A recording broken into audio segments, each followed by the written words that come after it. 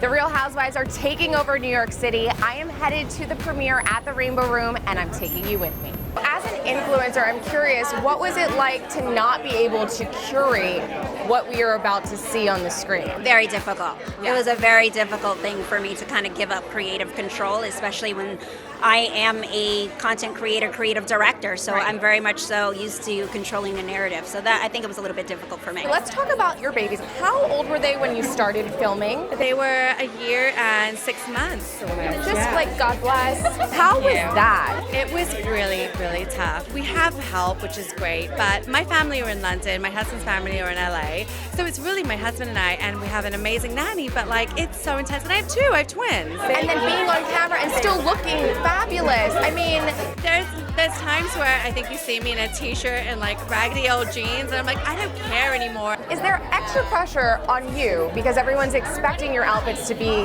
top-notch every single time? You know, it's so funny. I got in trouble like from some of the girls saying that I wasn't pulling it out enough and that I was boring. And I was like, What? I know.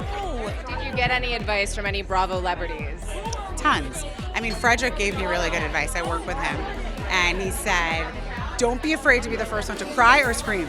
So I think I did both.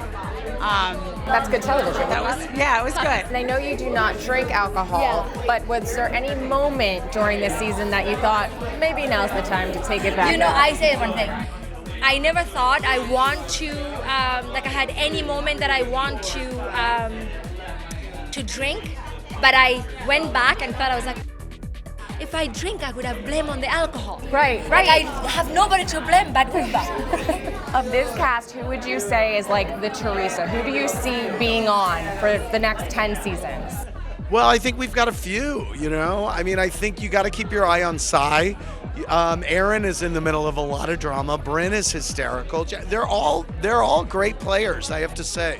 What would you say was the biggest misconception that you had going in now that it's done filming? I think biggest misconception, I was like, oh, they must like feed us lines or something or tell us. Because you always think, like I watch this, you watch The Bachelorette, you watch stuff and you're like, come on, there's no way. But really, they're just like, go just hang out with your friends. I didn't think that I would open up as much as I did, just for the simple fact that I knew cameras were there, that I didn't really think that they would fade into the background, but they do. I found myself saying things, and I'm just like, wait, I didn't mean to say that, but like, okay, it's out there, so here you go. Can you describe your cast in one word? Dynamic. Calamity.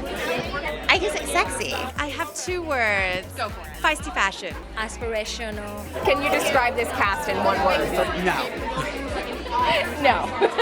Cannot. Exhilarating, fresh, funny, fashionable, aspirational, New York. Those are several I words, know. but thank Sorry. you.